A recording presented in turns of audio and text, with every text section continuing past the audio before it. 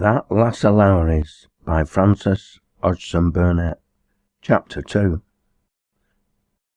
"Thou lad's been at his tricks again," was the rough comment made on Joan Lowrie's appearance when she came down to her work the next morning, but Joan looked neither right nor left, and went to her place without a word.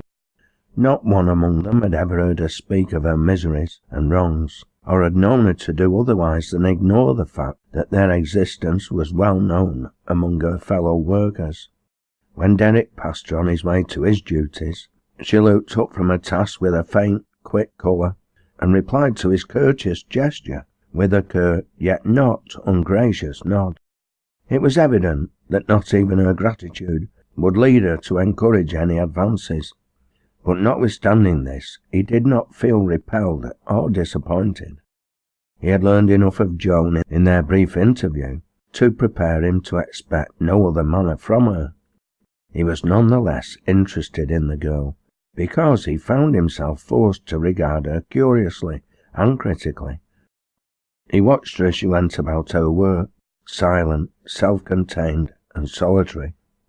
"That Lass O Lowrie's," said a superannuated old collier once, in answer to a remark of Derek's, "he use her rare and who is.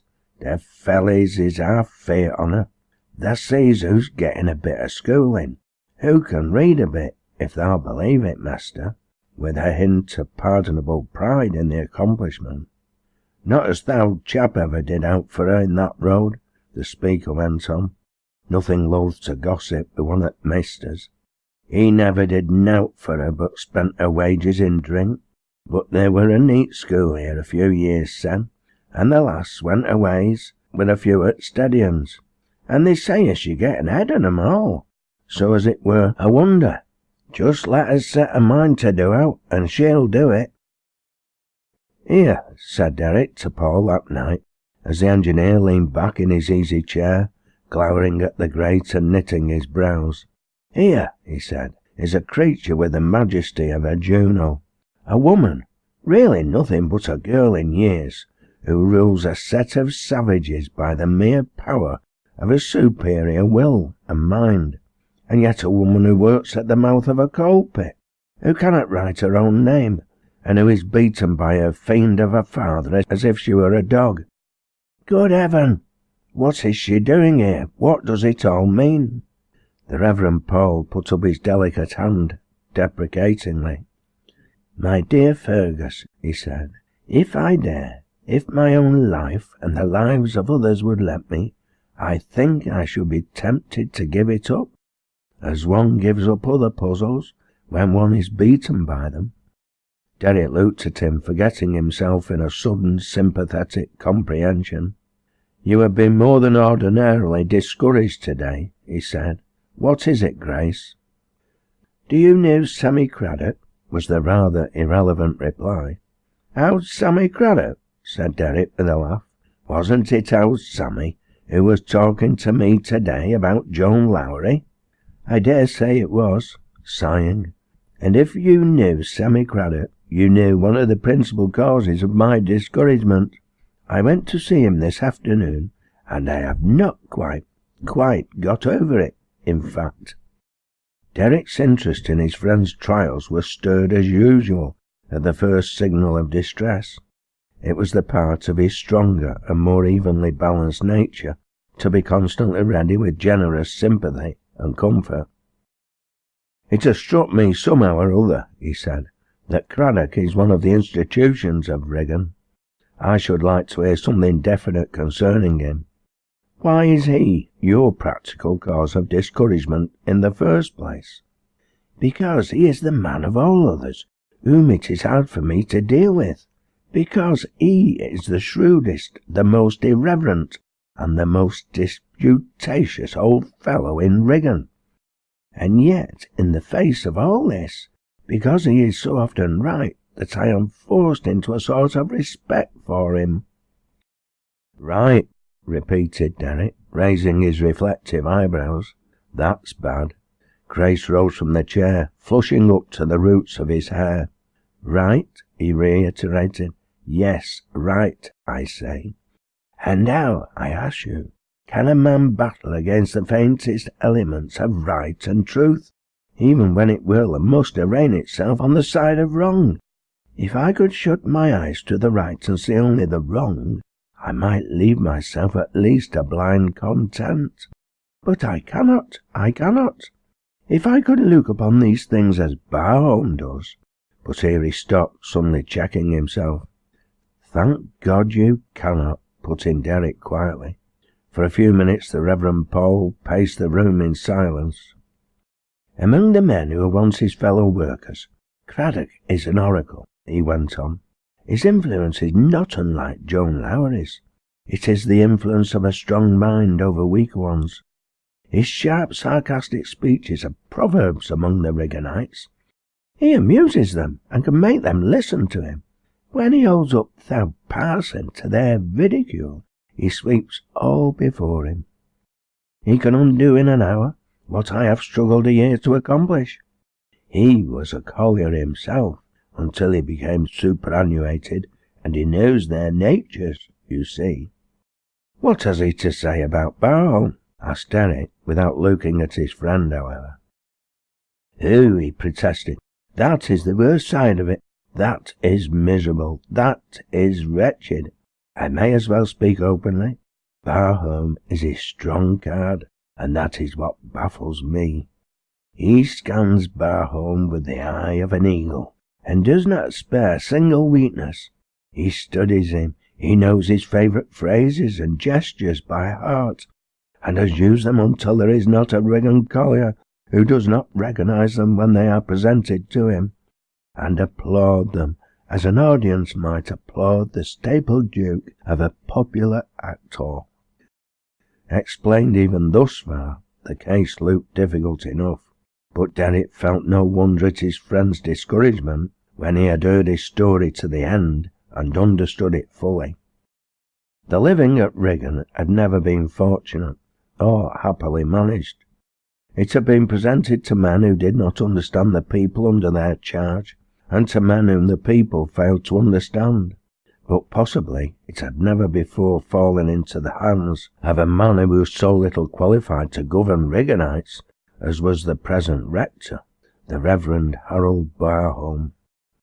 A man who has mistaken his vocation, and who has become ever so faintly conscious of his blunder, may be a stumbling block in another's path, but restrained as he will be by his secret pangs of conscience, he can scarcely be an active obstructionist. But a man who, having mistaken the field of his life's labours, yet remains amiably self-satisfied and unconscious of his unfitness, may do more harm in his serene ignorance than he might have done good if he had chosen his proper sphere. Such a man as the last was the Reverend Harold, a good-natured, broad-shouldered, tactless, self-sufficient person. He had taken up his work with a complacent feeling that no field of labour could fail to be benefited by his patronage. He was content now as always. He had been content with himself and his intellectual progress at Oxford. He had been content with his first parish at Ashley Wold. He had been content then with the gentle-natured, soft-spoken Kentish men and women. He had never feared finding himself unequal to the guidance of their souls, and he was not at all troubled by the prospect Wigan presented to him. "It is a different sort of thing," he said to his curate in the best of spirits, "and new to us, new of course, but we shall get over that. We shall get over that easily enough, Grace."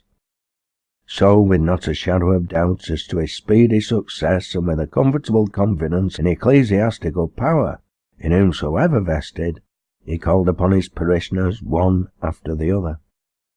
He appeared at their cottages at all hours, and gave the same greeting to each of them. He was their new rector, and having come to Wigan with the intention of doing them good and improving their moral condition, he intended to do them good and improve them, in spite of themselves.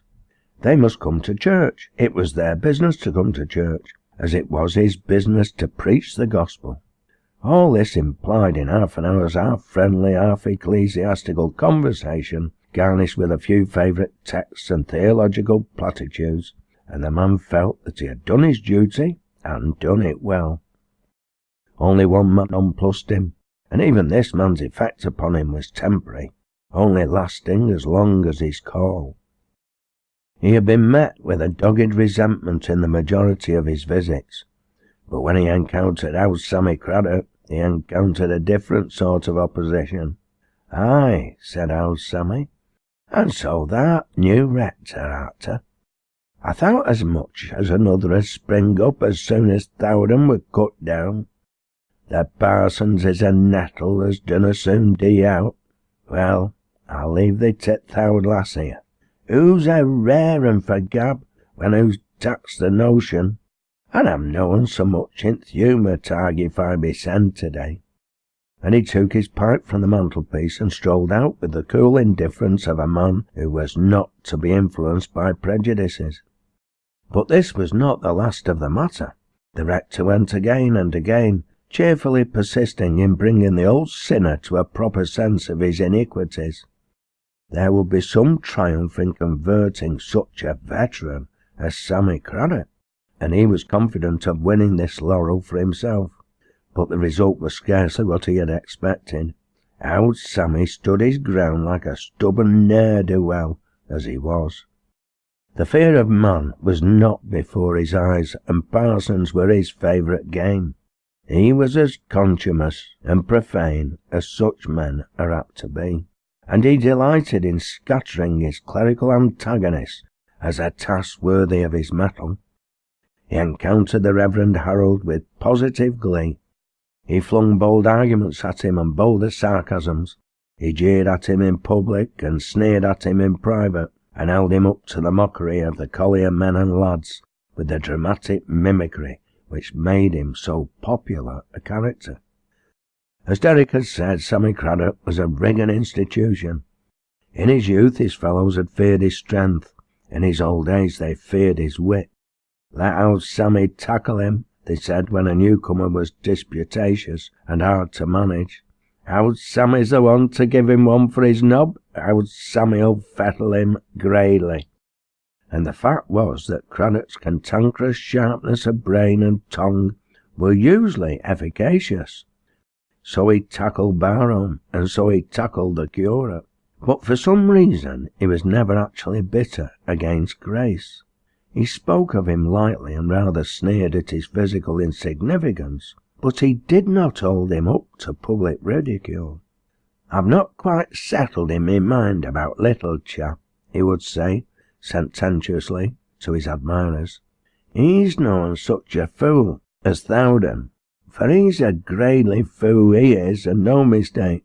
At any rate, a little fool is better nor a big un." And there the matter stood. Against these tremendous odds Grace fought, against coarse and perverted natures, worse than all, against the power that should have been ranged upon his side, and added to these discouragements were the obstacles of physical delicacy and an almost morbid conscientiousness. A man of coarser fibre might have borne the burden better, or at least with less pain to himself. "A drop or so of Barhome's blood in Grace's veins," said Derrick, communing with himself on the Knoll Road after their interview. "A few drops of Barhome's rich, comfortable, stupid blood in Grace's veins would not harm him, and yet it would have to be but a few drops indeed. On the whole, I think it would be better if he had more blood of his own." The following day Annie's Barhome came. Business had taken Derrick to the station in the morning, and being delayed he was standing upon the platform when one of the London trains came in.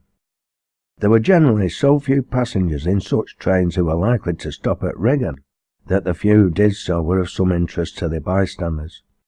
Accordingly he stood gazing, in rather a preoccupied fashion, at the carriages, when the door of a first-class compartment opened and a girl stepped out upon the platform near him. Before seeing her face one might have imagined her to be a child of scarcely more than 14 or 15. This was Derrick's first impression, but when she turned towards him he saw at once that it was not a child. And yet it was a small face, and a singularly youthful and lovely one. with its delicate oval features, its smooth, clear skin, and the stray locks of hazel-brown hair that fell over the low forehead. She had evidently made a journey of some length, for she was encumbered with travelling wraps, and in her hands she held a little flower-pot containing a cluster of early blue violets, such violets as would not bloom as far north as Wigan for weeks to come. She stood upon the platform for a moment or so, glancing up and down as if in search of someone, and then, plainly deciding that the object of her quest had not arrived, she looked at Derek in a business-like, questioning way. She was going to speak to him. The next minute she stepped forward, without a shadow of girlish hesitation. "May I trouble you to tell me where I can find a conveyance of some sort?" she said. "I want to go to the rectory." Derek uncovered his head, recognizing his friend's picture at once. "I think," he said with far more hesitancy than she had herself shown, "that this must be Miss Barham." "Yes," she answered, "and East Barham. I think from what Mr. Grace has said to me that you must be his friend." "I am one of Grace's friends," he answered. "Fergus Derrick." She managed to free one of her small hands and held it out to him.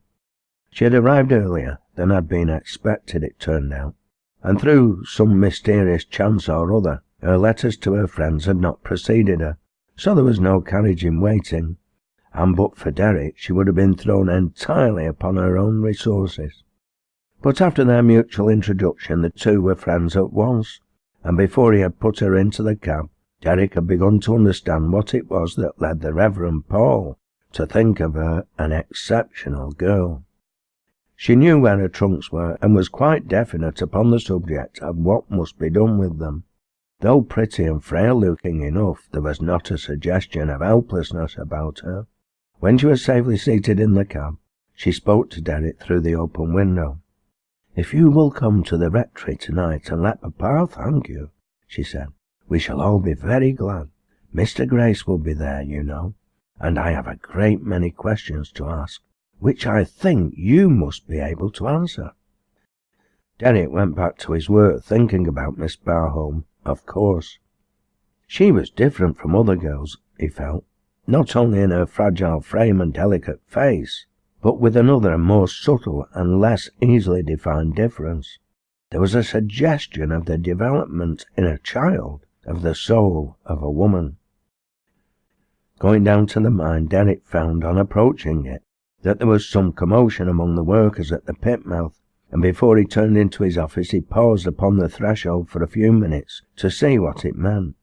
But it was not a disturbance with which it was easy for an outsider to interfere. A knot of women, drawn away from their work by some prevailing excitement, were gathered together around a girl, a pretty but pale and haggard creature, with a helpless, despairing face, who stood at bay in their midst, clasping a child to her bosom, a target for all eyes.